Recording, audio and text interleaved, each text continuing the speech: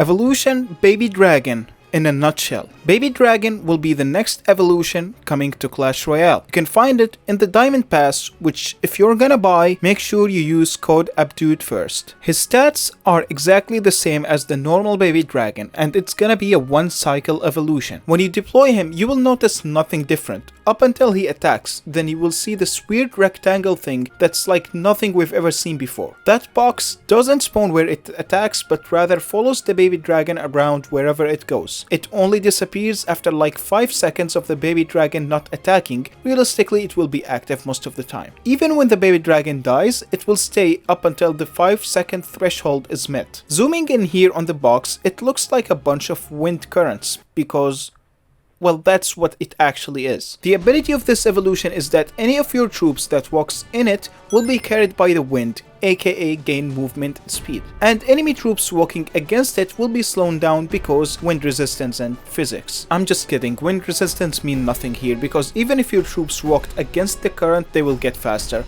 The game is rigged. Either way, the stats here show that the speed you gain is 50% and the speed they lose is 30%. Now you might ask, if it's the same wind, how is it different force based on the direction? It doesn't really matter, just play your damn video game. Now, another weird thing is that the effect doesn't apply on troops that aren't walking. Like, you would expect the wind to move troops like this because, well, it's supposed to be pushing them. But nah, whether it was your troop or the enemy troop, if they aren't moving, they won't get affected by the ability. Having 2 Evo Baby Dragons will not stack, so cycling to a second one quickly or playing 2 in 2v2 is a bad idea. Worst case, if you really wanted to play 2, have them on a split lane push, that way you can buff 2 pushes at the same time. Now let's set up some ground rules. Spells are completely unaffected by this wind. Minor digging underground is also unaffected by it. Buildings are, well, I mean, as long as they aren't moving, I think it would be...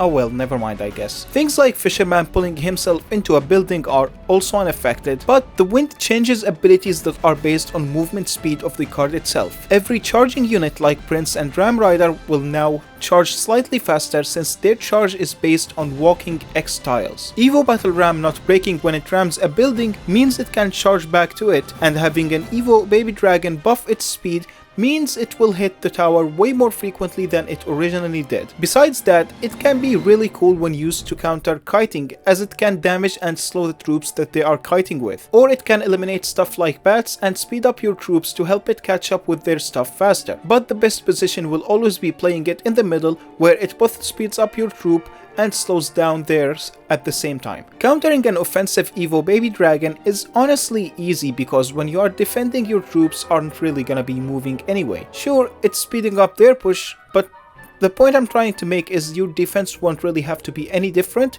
it will just be slightly less effective. Basically, just worry about killing the push first because eliminating the Baby Dragon early won't get rid of his effect quickly, so he isn't the main threat here. Now, if you are trying to counter one on the enemy side, that's an entirely different story. The issue here is that even freezing it won't get rid of the wind currents, so if you're gonna push into one, just be prepared to have a slow push. Just try to bait it out with a small attack or something and save your big push for when it's not in cycle. Offensively, you want to think of it as a permanent rage because of the way it speeds up your troops, making it hard to react to something like a bandit. Or another example, something like a bowler would line up much quicker with an upcoming tank on their side, so it can be easy tower damage. With the Baby Dragon on your push, using ranged cards against your P.E.K.K.A. will just be way less effective. But if they stop your troops with other melee troops, then the buff would do nothing since it doesn't increase attack speed. This is why I think this Evo will be cracked with win conditions, because they will ignore everything and just head straight for the tower. I believe Baby Dragon will be an amazing support for any beatdown deck, but it will work better with certain tanks more than others. For example, Electro Giant isn't designed to tank for a push, but rather get to the tower as he is the main damage dealer in a typical match. Golem works way better than Giant because of his high HP.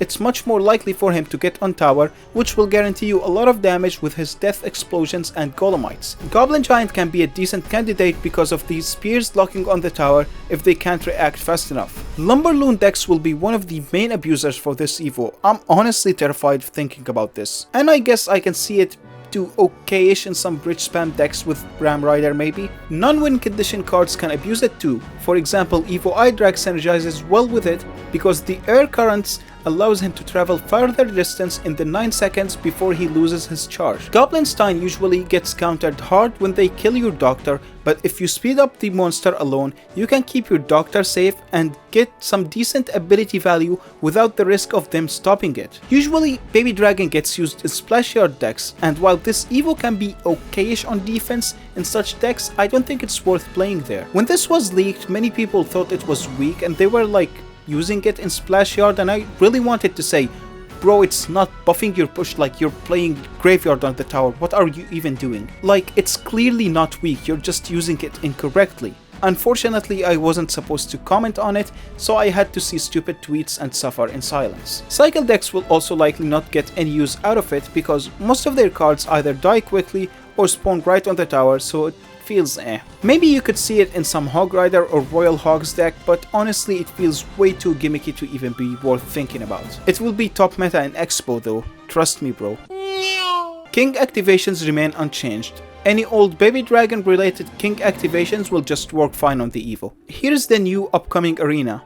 I technically could have showed it in the Vines video, but it was more in theme with Baby Dragon, and also the Vines video was longer, so I kind of figured it would be better in the Baby Dragon video.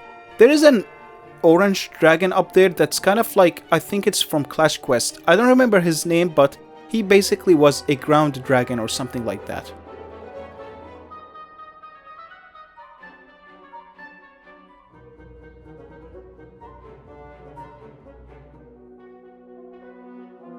Here are his sound effects.